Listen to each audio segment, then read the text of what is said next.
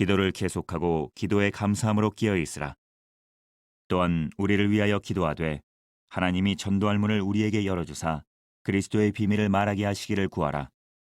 내가 이 일 때문에 매임을 당하였노라. 그리하면 내가 마땅히 할 말로써 이 비밀을 나타내리라. 외인에게 대해서는 지혜로 행하여 세월을 아끼라. 너희 말을 항상 은혜 가운데서 소금으로 맛을 냄과 같이 하라. 그리하면 각 사람에게 마땅히 대답할 것을 알리라. 자, 오늘 본문은 골로새서입니다. 골로새서라는 책은 바울이 골로새 교회에 보낸 편지입니다. 또한 로마의 감옥에서 쓴 흔히 말하는 옥중서신입니다. 골로새서의 전반부는요, 그 어떤 것과 비교할 수 없는 그리스도, 충만케 하시는 그리스도에 대해서 1, 2장에 기록이 되어 있으면 3장 이후의 내용은 뭐냐면 그렇게 충만케 하시는 그리스도, 비교할 수 없을 정도로 충만하신 그리스도를 우리가 알고 있고 우리가 믿고 있으니 그러니 우리가 그리스도인다운 생활을 하자라는 것이 3장, 4장의 내용입니다. 3장에서는요, 그리스도인다운 지혜로운 가정생활과 직장, 사회생활에 대해서 기록을 하고 있고요. 또한 오늘 본문이 있는 4장에서는 크리스천의 대인관계 및 전반적으로 지혜로운 크리스천 생활 혹은 슬기로운 신앙생활에 대해서 기록하고 있습니다. 그 가운데 첫 번째 내용이 뭐냐면 기도에 대한 내용입니다. 예수 믿는 사람이 살면서 중요하게 해야 되는 것은 기도 생활입니다. 그리고 기도 생활을 한다는 것 자체가 하나님의 은혜를 깨달았다라는 겁니다. 하나님의 은혜 없이 기도할 수 있는 사람은 아무도 없습니다. 그건 내 노력입니다. 그러나 하나님의 은혜를 깨닫는 사람은 기도가 가능합니다. 아무것도 할 수 없는 현실 앞에 하나님께 기도할 수 있고 소망을 하나님께 둘 수 있으니 우리 예수 믿는 사람들은 하나님께 감사할 수 있는 사람들입니다. 그리고 그 감사는 저절로 나오기보다는요, 2절에 감사함으로 깨어 있으라라고 되어 있어요. 여러분, 우리가 잠에서 깰 때도 무의식적으로 깰 때도 있습니다만 우리가 거의 의지적으로 깨야 되는 상황들이 많이 있습니다. 그래서 알람을 맞춰놓기도 하고요. 그러니까 2절에 감사함으로 깨어 있으라라는 것은 감사함이라는 것, 감사한다는 것은 사람을 깨어있게 만든다라는 것이자 감사는 훈련되어야만 한다라는 겁니다. 그냥 나오는 게 감사가 아니다라는 거예요. 감사는 훈련해야만 나오는 게 감사라는 겁니다. 그리고 오늘 본문은 기도함으로 감사하는 것의 개인적인 부분을 떠나서 관계적으로는 기도가 어떤 의미를 갖고 있느냐라는 거예요. 그러니까 우리가 기도를 할 때요, 감사한다라는 기도 많이 하잖아요.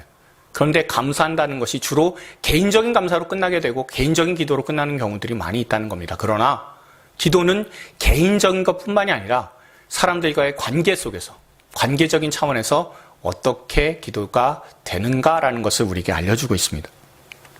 여러분 3절에 보시면 기도의 목적이 분명하게 나타나 있습니다. 개인적으로 감사하며 하나님과 연계되는 것이 있다면 그 이후의 내용이 바로 전도다라는 겁니다. 여러분, 사도 바울은 분명하게 자신의 전도를 위해 오늘 본문의 표현대로 하면 전도할 문을 열어달라라고 중보기도해 달라고 그렇게 부탁을 하고 있습니다. 전도의 문을 열어달라. 여러분 어떻습니까? 여러분들 기도하실 때 전도의 문을 열어달라 기도하신 적 많이 있으실 겁니다. 그렇게 기도하는 이유가 무엇입니까? 우리가 그냥 전도하러 나가면요, 사람들의 마음이 모두 다 닫혀 있어요. 막혀 있습니다. 근데 정말 다행인 것은요, 어떤 사람은 담 같아요.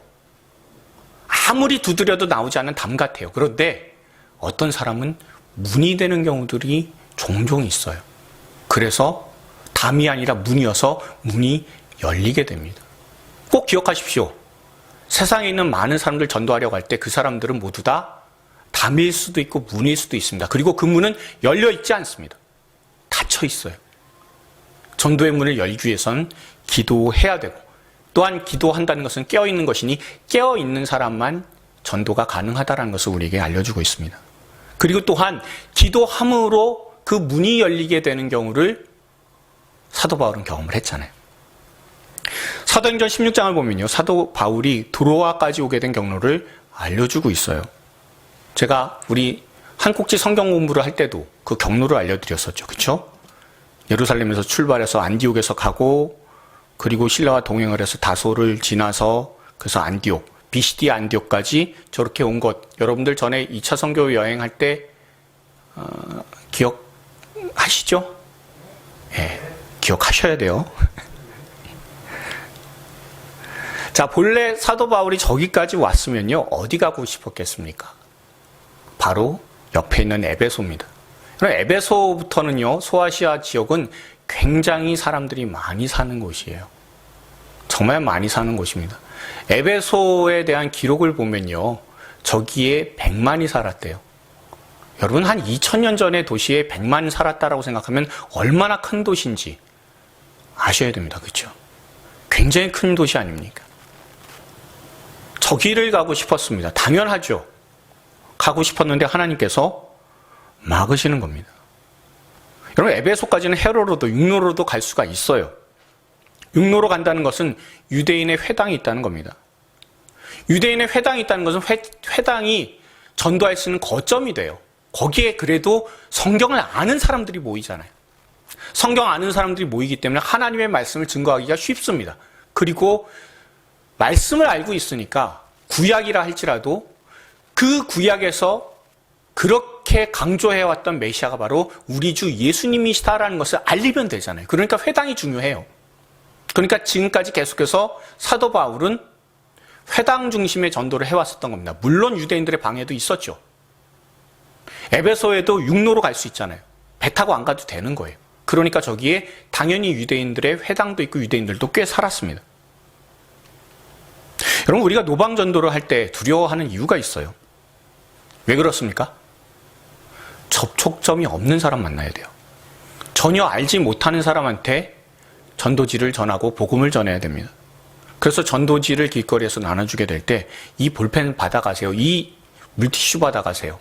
라고 얘기하게 되는 경우가 많아요. 그러면서 전도지 한번 읽어주세요. 이렇게 되는 경우들이 많을 수밖에 없습니다.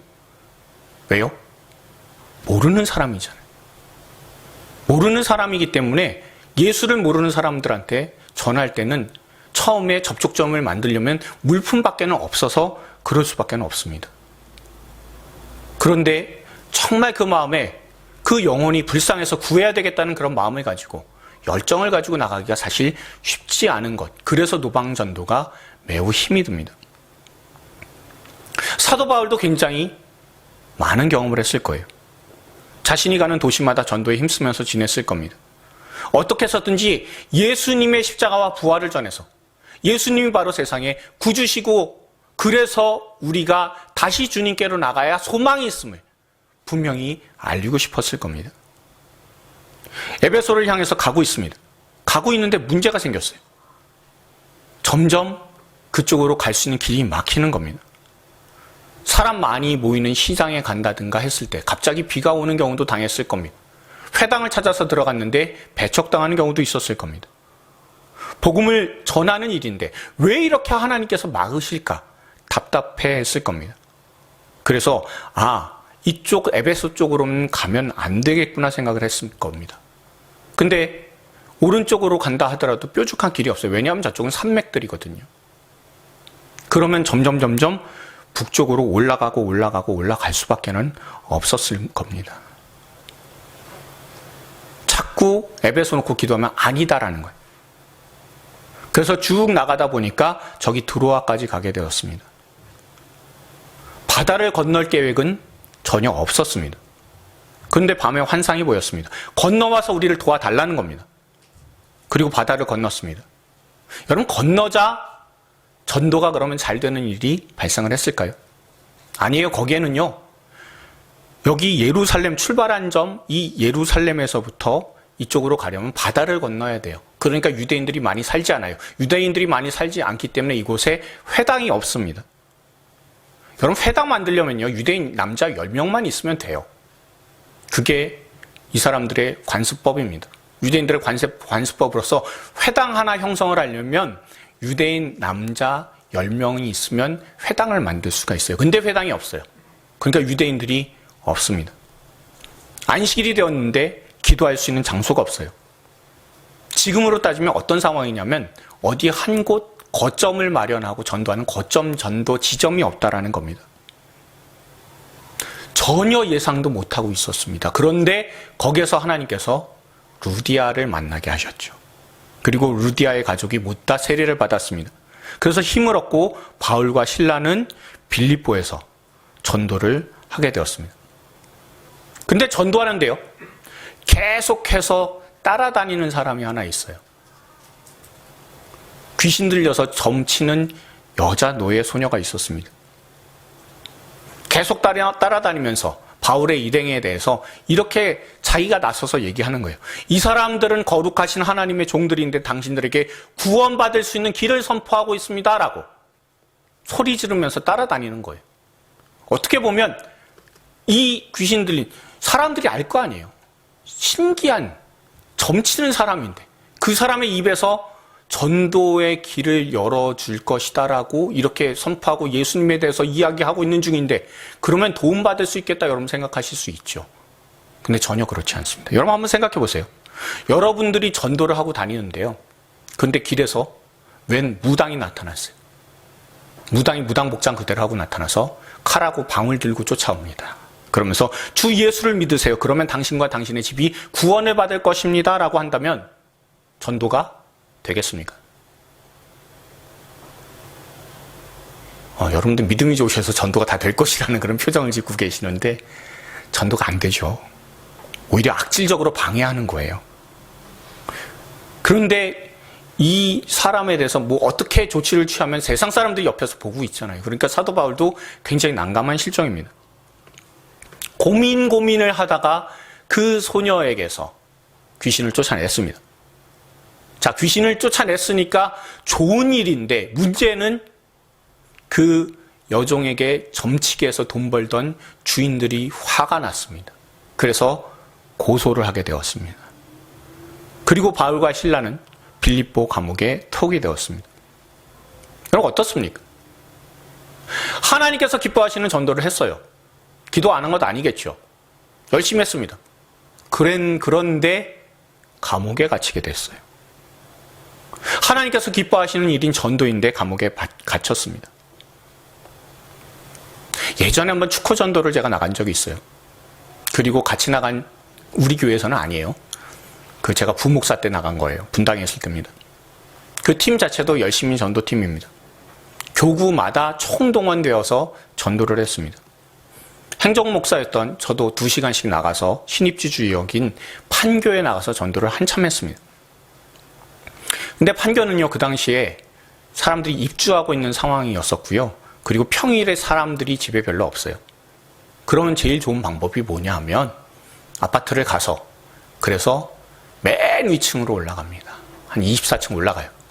24층에서 이제 벨을 누르면서 전도하면서 내려오는 거예요. 그럼 벨을 누르면 사람이 없죠. 문을 두들겨도 안 나옵니다. 그러면 현관문에다가 그저 손을 이렇게 얹고 하나님, 다음번에 제가 여기 올 때는 누군가 있게 해주십시오. 우리 전도팀이 여기 오게 되었을 때는 꼭 영접할 수 있는 사람을 만나게 해주십시오라고 문에다 손을 얹고 기도하고 돌아옵니다. 그런데 토요일로 기억합니다. 제가 한 17층쯤에선가 내려오고 있었어요. 24층에서 이제 쭉쭉 내려오고 있었죠. 그러면서 사람이 있는지 확인하는데 이제 밑에서 올라가는 분들도 있을 거잖아요. 그런 팀이 갑자기 14층에서 전도하고 있을 때 저한테 막 뛰어 올라오는 거예요. 그러더니 목사님 어서 좀 오시라고. 문을 열고 우리를 맞이해주는 집이 있다고. 얼마나 기쁩니까? 그래서 3층을 바람같이 뛰어 내려갔습니다. 그랬더니 한 아주머니께서 개를 안고 계시는 거예요. 그리고 거실로 들어오라 하시는 겁니다. 정말 감격했습니다. 그것도 감격인데 거실로 들어오라 하는 것마저도 감격이에요. 그렇지 않습니까? 그런데 커피 드릴까요? 그러는 거예요. 얼마나 감사하든지. 감사합니다 하면서 대답을 했습니다. 커피를 마시면서 이 집주인이 이야기를 하는 거예요. 남편하고 자기는 재혼한 사람들이라는 겁니다. 그런데 각각 이혼하게 된 계기가 충격적이에요. 자기는 전 남편하고 이혼하게 된 이유는 자신이 다니는 교회에서 장로님한테 금전적인 사기를 당했다는 겁니다. 당시에 남편은 교회 안 다니는 사람이었대요. 근데 자기가 큰 돈을 손해보자 그 아내를 마구 구타했답니다. 너 다니는 교회 가서 내가 손해배상 청구할 거다라고 매일같이 지옥의 삶을 겪었답니다. 그리고는 한 푼의 위자료도 받지 못하고 쫓겨났다는 겁니다. 여러분, 그 이야기를 듣는 것만 해도 사실 한숨이 나와요. 다시 신앙을 어떻게 회복하시라고 해야 되지? 라고 생각할 수밖에 없었던 겁니다. 그런데 재혼한 남편도 과거에 교회를 열심히 다니셨던 분이에요. 그러니까 가족 모두가 신앙 열심히 한 사람들이었습니다. 그런데 교회에서 필리핀에 단기 선교를 갔습니다. 그때에 남편은 회사로 인해서 가지 않았답니다. 그리고 그 아내가 단기 선교를 따라갔습니다. 그런데 그 아내가 필리핀에서 귀국을 안 한 거예요. 이유는 같이 간 그 교회 담임 목사님하고 눈이 맞았습니다. 가정도 믿음도 파산한 거예요. 재혼한 남편은 이 아픈 과거가 있으니까 기독교의 기자만 들어도, 교회 교자만 들어도 아주 지긋지긋하다고 치를 떤다고 하는 겁니다.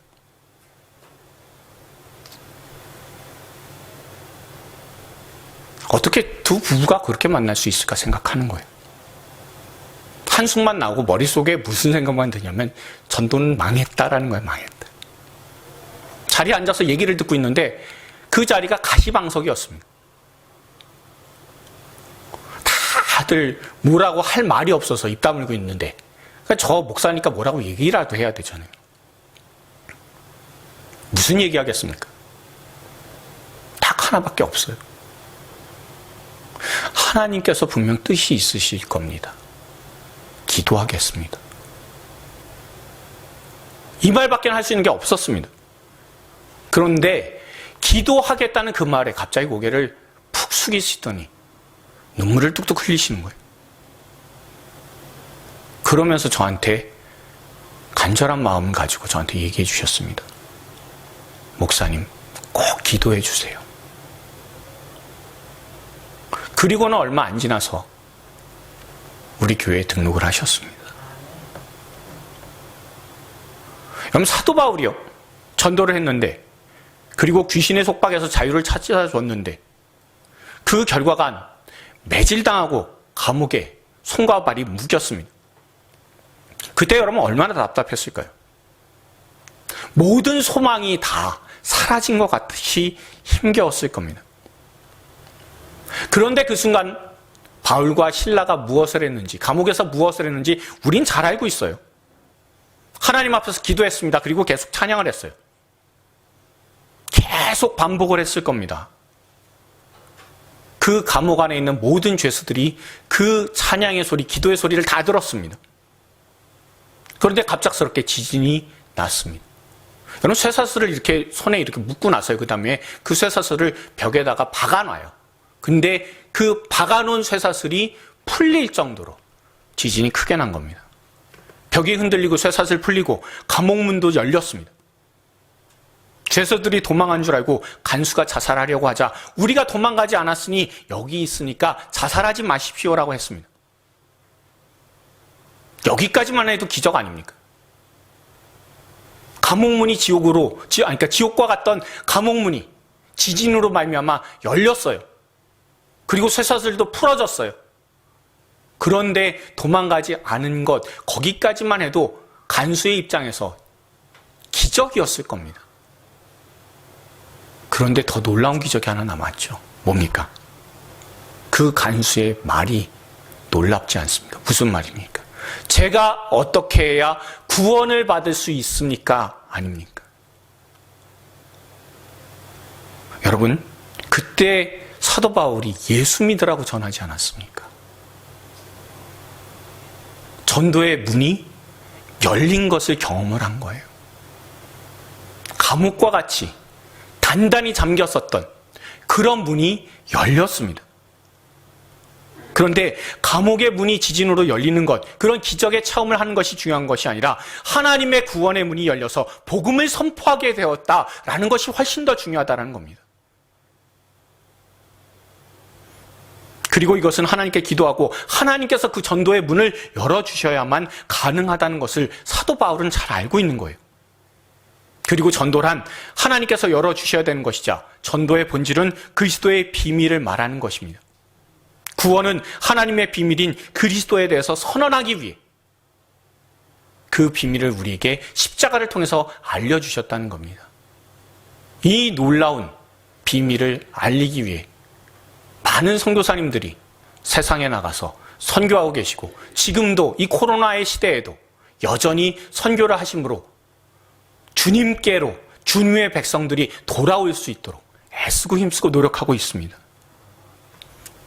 여러분, 박효진 장로님이라고 있으세요? 그 박효진 장로님에 대해서 혹시 아십니까? 예전에 교도관 하시고요. 제가 간증을 들을 때는 여주 소망교도소의 부소장으로 계셨습니다. 그리고 간증 집회 다니시던 분이세요.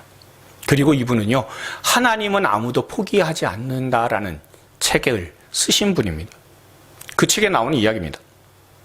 전도 굉장히 잘하시는 분이세요. 전도 집회 간증하러 다니시는 분이시니까요.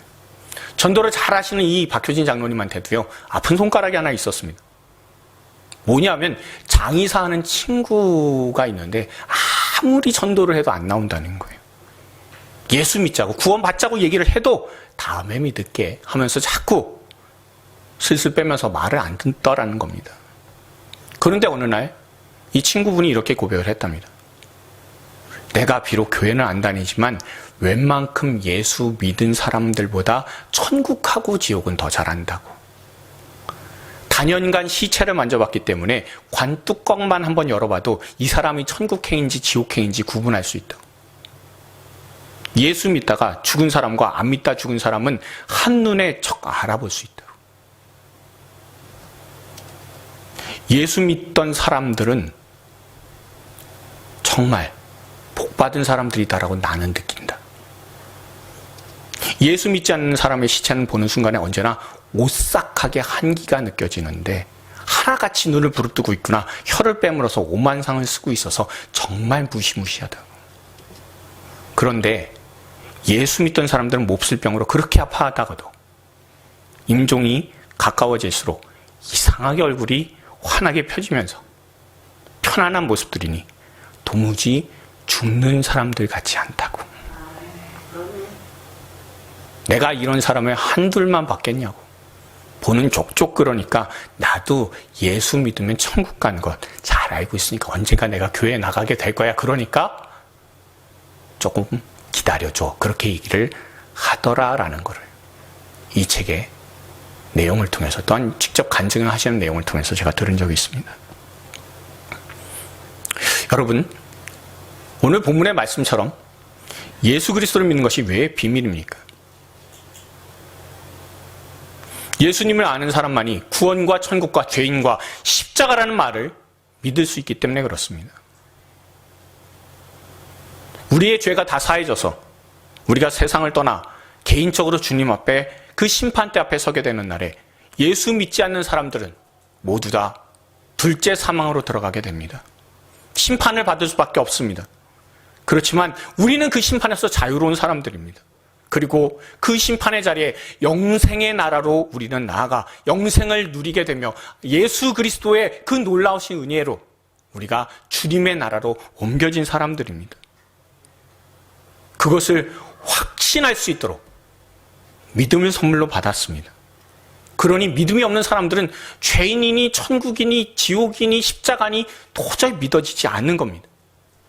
그렇기 때문에 이 사람들에게는 공개적으로 알려졌어도 비밀일 수밖에 없습니다. 그리고 더 중요한 비밀이 하나 있죠. 무엇입니까? 누가 구원을 받았는지 눈에 보이지 않는다는 비밀도 있죠. 그러니 우리가 구원받았음을 그리스도 예수 가운데 확신하며 세상에 숨겨진 구원받아야 하는 영혼을 위해서 복음을 들고 나가야 된다는 것을 우리는 분명히 알 수가 있습니다. 그리고 복음 들고 나가기 위해 필요한 것은 전도의 문을 열어달라고 하는 기도를 해야 된다는 것도 우리가 말씀 등에서 보게 됩니다. 사도 바울이 감옥에 매인 것을 오히려 강하게 증거하는 것은 그가 감옥에 있어도 하나님께서 언제든지 전도의 문을 열어주신다는 것을 알기 때문입니다. 여러분, 우리가 지금 힘써야 하는 것은 기도입니다. 그리고 기도 하나가, 그 기도의 목적이 나 하나 그저 만족하고 감사하는 것, 그걸로 끝나는 것이 아니라 전도를 위한, 다른 사람들의 영혼을 위한 기도가 우리에게 필요합니다. 현실을 넘어서게 하는 것이 기도인 동시에 전도입니다. 저나 여러분이나 그 누군가의 기도와 전도로 인해서 이 자리에 있게 된 사람들입니다. 그것을 생각해 보면 얼마든지 기도하고 전도하며 나아갈 수가 있습니다. 우리가 늘 깨어서 기도하되 전도의 문을 열어달라고 기도하며, 또한 그리스도의 비밀을 알릴 수 있는 사람이 떠오를 수 있도록 주님 지혜를 허락해 주십시오라고 늘 기도할 수 있는 저와 여러분들 되기를 소망합니다. 그래서 그 사람 한 명에게 나아가 예수님의 살아계심을 알리고, 또한 그 사람 한 명 한 명이 마침내 전도의 문이 열려서 복음을 받아들임으로 말미암아 우리의 기도의 열매가 분명히 결실이 맺혀지는 것을 우리가 보게 되는 귀한 날들이 우리의 있기를 소망합니다. 그래서 우리 모두가 이 기도와 전도로 슬기로운 믿음의 사람들 되기를 소망합니다. 또한 5절 여러분들 보세요. 여러분들 5절을 보시면요, 외인에 대해서는이라고 되어 있음을 볼 수가 있습니다. 외인에 대해서는이란 말은요, 헬라어로 프로스 호맥스라고 합니다.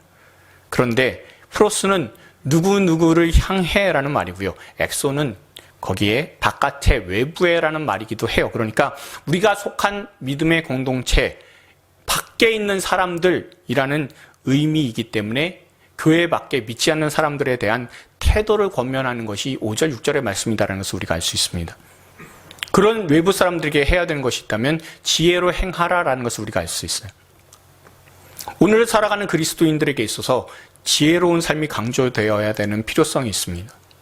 왜냐하면 그리스도인들이 세상에서 지혜롭게 살지 못함으로 말미암아 지탄을 받는 일들이 종종 발생하기 때문에 그렇습니다. 그동안 그리스도인들의 삶에 대한 가르침에 대해서도 잘못된 그런 가르침, 그런 교육이 있었던 것도 사실이었습니다. 그리스도인들은 행위가 중요하지 않고 믿음이 중요하다라는 그런 가르침을 너무 많이 받은 것 같아요. 그리고 맹목적으로 교회에 충성하는 것, 그것만 예수님을 잘 믿는 것이다라고 생각하도록 교육을 받은 것도 많이 있습니다.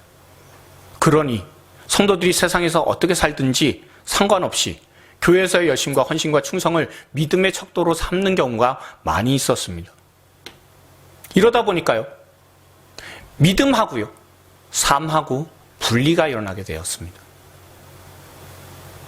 세상에서 믿음으로 사는 것에 대한 가르침은 참 빈약했었던 것이 교회의 실정이었습니다. 그런데 사도 바울은 이 세상에서 그리스도인들이, 외인들에 대해서, 세상 사람들에 대해서 지혜롭게 살아야 된다는 것을 우리에게 알려주고 있습니다. 사도 바울에 따르면 우리 그리스도인들은 악의 영향력으로 가득 찬 사회적인 분위기에서 우리 그리스도인들이 악의 영향력에 잘 적응하지 못하는 세상 속의 이방인들과 같다라는 거예요. 세상 사람들은 악의 영향력에 잘 적응해서 살지만 우린 그렇지 못하잖아요. 어떻게 보면 우리가 이방인일 수도 있다는 겁니다.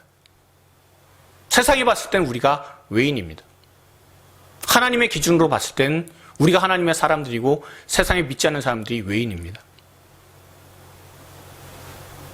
이것을 우리에게 다시 한번 알려주시고 계시는 겁니다. 그러면서 우리 그리스도인들은 주 예수 그리스도의 십자가의 보혈과 부활의 권능으로 이루신 예수님의 사회에서, 공동체에서 은혜의 아름다운 영향력을 계속해서 잘 훈련하고 그것을 세상에 잘 적용시키기 위해서 살아가야 되는 사람들이기 때문에 지혜롭게 살아야 된다라고 권면을 하고 있는 겁니다. 그래서 교회 공동체는요, 예배와 교제와 가르침을 통해서 예수님이 만들어 나가실 세상 밖에서의, 교회 밖에서의, 세상에서의 그런 공동체로서 이루어 나가는 삶을 잘 살 수 있도록 제시를 해주고 그런 삶을 살아갈 수 있도록 그 분위기를 형성시켜주는 곳이 교회이자, 그리고 그런 가르침으로 나가서 예수님의 사회, 예수님의 그 선한 영향력이 끼쳐질 수 있는 그런 분위기들을 만들어 나갈 수 있도록 지혜롭게 살라고 우리에게 권면을 하고 있습니다. 그런데 우리는요, 세상을 떠나서 살아가는 사람들이 아니죠. 세상 속에서 살아가는 사람들입니다. 세속을 떠나서 세속에 떠나 산속에서 칩거하면서 살아가는 사람들이 절대 아니다라는 겁니다. 우리는 죄로 일그러지고 어둠 가운데 고통을 당하는 사람들한테 천국의 소망을 줘야 되고요. 함께 천국에 갈 수 있도록 섬김의 부르심을 받은 사람들이 바로 우리입니다. 천국의 삶이 우리의 삶 가운데 이루어지고 있으니 그 천국의 삶을 세상 사람들한테 보여야 되는 사람들이기도 합니다. 그래서 우리에게는 세상의 지혜가 아니라 그리스도로 말미암는 성령의 지혜, 이 지혜로운 삶을 살아갈 수 있어야 된다고 말씀하시는 겁니다. 우리가 세상을 향해서 보여주어야 되는 지혜로운 모습은 5절에 나오는 것처럼 세월을 아끼는 모습입니다. 세상 사람들로도요, 여러분, 시테크란 말 들어보셨을 겁니다. 시간 아끼고 어떻게 살아가야 되느냐라는 것, 소중하게 여기고 살아가야 된다는 그 내용도 여러분들 들어보셨을 겁니다. 우린 매일매일 시간 가운데 살아가요. 어제가 있고요. 오늘이 있으며 또한 내일도 있을 겁니다. 그래서인지 시간의 소중함을 모르고 지나가는 경우가 너무나 많아요. 내일 또 있을 건데 뭐 이렇습니다. 세월이라는 것이 결국에는 생명인데요. 생명을 함부로 사용하는 사람들이 너무나 많은 겁니다. 범죄 때문에 중독에 살아가는 사람들도 있지만 눈에 좋아 보이는 것 때문에 자신의 인생을 낭비하는 사람들도 있습니다. 예전에 교회에서 청년부를 담당할 때 리더로서 굉장히 열심히 하는 청년이 한 명 있었어요. 2009년도에 30대 초반이었었습니다. 고등학교 때 공부를 참 잘했어요. 그런데 정작 대입 시험은 못 봤던 겁니다. 재수를 했어요. 근데 재수하고도 대학을 자기가 원하는 곳으로 진학하지 못했습니다. 그리고 자신은 다른 자기가 원하지 않는 곳에 가게 되었으니까 1학년 때부터 찾은 곳이 도서관이었다고 합니다. 목표는 공무원입니다. 공무원을 준비를 했습니다. 인생의 목표였습니다. 그 누구보다 성실하게 도서관에서 공부하고 학점 잘 나오도록 노력을 했습니다. 근데 자꾸 공무원 시험에서도 떨어지는 거예요. 한 번만 더 하면, 이번 한 번만 더 하면. 그러다가 군대도 늦게 갔다 오게 되었습니다. 군대 전역 후에도 계속해서 공무원을 준비했습니다. 그러다 보니까 34살 될 때까지 아무것도 못하고 시험 준비만 한 거예요. 공무원 준비로만 지낸 시간이 13년이었습니다. 하나님께서 혹시라도 좋게 봐주셔서 시험에 좋은 결과가 있겠지라고 해서 교회 리더의 역할도 열심히 했습니다. 그런데 번번이 안 좋게 되는 모습을 볼 때 참 마음이 아팠던 거예요. 이 청년뿐만이 아닙니다. 교회 안에서도 또한 세상에서도 이렇게 하면 고생하지 않고 돈 잘 번다고 하더라. 이렇게 하면 남 보기에 괜찮게 산다고 하더라 라고 하면서 그런 이야기에 솔깃해서 이렇게 1년 저렇게 1년 또한 계속해서 그렇게 시간을 잡아먹고 있는 그런 사람들이 참 많이 있습니다. 저는 제가 그래서 그때에 청년들을 놓고 기도를 할 때 또한 여러분들의 자녀를 놓고 기도를 할 때도 이렇게 기도합니다. 하나님 지혜를 주십시오. 하나님 분별력을 허락하여 주십시오. 시간을 아낄 수 있도록 시간이 얼마나 소중한 것인지 느낄 수 있도록 주님께서 지혜를 허락해 주십시오라고 기도하게 됩니다. 하나님의 백성으로 살아갈 금쪽 같은 시간 낭비하지 않도록 도와주시고 다른 사람들의 이러면 좋겠지 저러면 좋겠지 하는 그 말에 절대 속아 넘어가지 않도록 은혜를 베풀어 달라고 그렇게 기도를 합니다. 그리스도인답게 살겠다고 다짐하고 그리스도 안에서 지내려 노력하면 반드시 하나님께서 길을 열어주실 것이니 그 믿음으로 살게 해달라고 기도를 하게 됩니다. 이제 다음 주부터 사사기에서 묵상해야 되는 내용이 사사 삼손에 대한 그런 내용입니다. 그러니까 삼손에 대해서 해야 되니까 삼손에 대해서 전체적으로 묵상을 한번 해야죠. 여러분 삼손이라는 사람이 얼마나 놀라운 사람인지 잘 알고 계실 겁니다. 힘도 강력해요. 머리요? 머리 굉장히 똑똑합니다. 굉장히 지혜로운 사람입니다. 신체적으로 따졌을 때는 순발력과 속도도 있는 사람입니다. 세상에서 살았었던 실존 인물들 가운데 아마 5손가락 안에 힘센 사람 용사 뽑으라 한다면 반드시 삼손이 들어갈 겁니다. 게다가 더 놀라운 것은 성경에 나오죠. 여호와의 영이 임했다고 해요. 성령이 임했다는 겁니다. 성령이 임했다고 무려 4번이나 기록이 되어 있어요. 사사들 가운데 기드온과 입다 같은 경우에 성령이 임했다라고 하는 기록은 한 번밖에는 없는데 삼손은 무려 4번이나 나오는 사람입니다. 정말 큰 은혜 받은 사람 아닙니까? 그런데 이렇게 성령 받고 그 놀라운 달란트를 받은 삼손이 한 것이 무엇인지 잘 압니다. 평생의 육신의 정욕, 안목의 정욕, 이생의 자랑만 뒤쫓았습니다. 세상 사람들이 복수하는 것처럼, 보복하면서 사는 것처럼 그렇게 삼손도 복수하면서 살았습니다. 여러분, 삼손의 마지막 기도를 아십니까? 삼손의 마지막 기도를 제가 한번 읽어보겠습니다. 삼손이 여호와께 부르짖어 이르되 주 여호와여 구하옵나니 나를 생각하옵소서. 하나님이여 구하옵나니 이번만 나를 강하게 하사 나의 두 눈을 뺀 블레셋 사람에게 원수를 단번에 갚게 하옵소서. 나로 이번 한번 강하게 하사 하나님의 사명을 이루게 하옵소서가 아니에요. 나로 이번만 강하게 하사 내가 복수할 수 있게 힘을 주소서 라는 거잖아요. 하나님께서 주신 달란트, 하나님께서 주신 재능, 그 모든 것들을 자신의 복수로 소진한 사람입니다.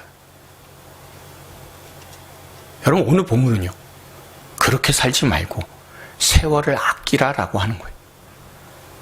세월을 아끼라라는 이 말은 헬라어로 카이로스 엑사고라조라고 하는 말입니다. 카이로스는 시간입니다. 그리고 엑사고라조는 아끼다라는 뜻인데 그 안에 돈 주고 사다라는 의미를 갖고 있어요. 그러니까 시간을 돈 주고 산 것처럼 아끼고 또 아끼라라는 의미가 있습니다. 그렇게 아낀 시간을 더욱 값어치 있게 사용하려면 5절 앞에 있는 내용과 연계해 볼게. 외인들을 향해서 지혜롭게 전도해야 된다라는 겁니다. 한 영혼을 향해서 나아갈 때, 구원하려고 노력할 때 내일이면 되겠지, 내일 내가 해야 되겠지라고 생각하지 말고 그 사람에게 천국을 맛볼 수 있는 시간을 단 1시간이라도 벌어줘야 된다라고 우리에게 말씀하시는 겁니다. 한 사람을 구원하는 모습으로 내게 주어진 시간을 값비싸게 돈 주고 산 것처럼 여기며 살아갈 때 하나님께서 우리를 지혜롭게 하실 것이며 하나님의 선하신 뜻 가운데 우리를 나아갈 수 있도록 만들어 주실 겁니다. 하나님께서 우리에게 바라시는 예수 믿는 사람으로서의 지혜로운 삶은 남도 살리고 나도 살게 되는 슬기로운 신앙생활이다라는 것을 우리가 이 말씀을 통해서 깨닫게 됩니다. 말씀을 맺습니다. 우리가 행하는 모든 신앙생활은 그저 하는 것이 아니고 또한 천국 갈 때까지 그저 시간 보내는 것이 아닙니다. 또한 지금처럼 막막할 때일수록 세상에서 지혜롭게 살아가는 것이 필요합니다. 세상은 향방 없는 다름질같이 스스로 열심히 삶을 살지만 우리는 지혜로운 신앙생활, 슬기로운 신앙생활을 해야 되는 사람들입니다. 그러니 우리의 모두의 기도의 목표가 다른 사람들의 삶을, 영혼을 구원해내는 전도에 있을 수 있기를 바랍니다. 그리고 우리가 시간을 아끼는 목표가 다른 영혼을 살리는 전도에 우리가 있을 수 있기를 바랍니다. 그래서 주님께서 한 영혼을 위해서 찾아오신 놀라운 사랑과 그 마음을 우리가 헤아림으로 더욱 주님을 사랑하게 되어서 더 많이 주님을 닮아갈 수 있는 저와 여러분들 다 될 수 있기를 주님의 이름으로 축원드립니다. 우리 같이 한번 따라해 보시길 바랍니다. 기도의 목표는 전도입니다. 예, 주변에 계신 분들한테 이렇게 한번 축복해 주십시오. 세월을 아껴서 한 영혼을 주님께 올립시다. 예, 그 마음을 가지고 우리가 늘 살아서 세월을 아끼며 지혜롭게 주님께서 기뻐하시는 그런 귀한 삶을 살 수 있기를 주님의 이름으로 축원드립니다.